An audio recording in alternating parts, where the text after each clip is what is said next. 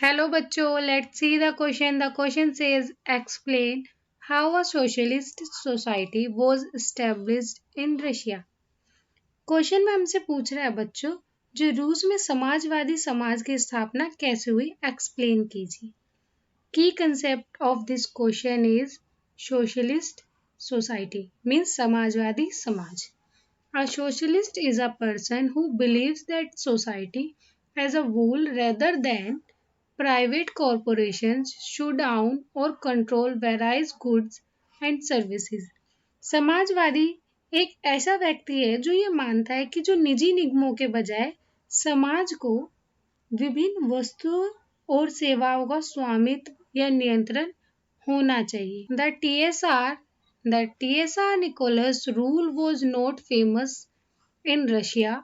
The TSR was dominated by Tsarina, the wife of Nicholas.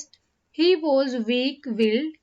Soon the Russian Workers' Party was formed, but also it had a split into Bolsheviks majority party and Mensheviks minority. The Bolsheviks won the hearts of people. When Lenin came, he also changed the party. TSR था बच्चों, शासन रूस में प्रसिद्ध नहीं था. उसका जो TSR पर जो जरीना निकोलस की पत्नी थी उसका प्रभुत्व था. वह कमजोर इरादों वाला था. जल्द ही क्या हुआ, जो रूसी वर्क्स पार्टी का गठन किया गया, लेकिन साथ ही इसमें जो बोल्शेविक बहुमत वाली पार्टी थी और मांशेविक अल्पसंख्यक वाली पार्टी थी. जो बोल्शेविकों ने लोगों का दल जीत लिया. जब लेनिन आए तो उन्होंने पार्टी का नाम बदलकर name to communist party of Russia कर दिया.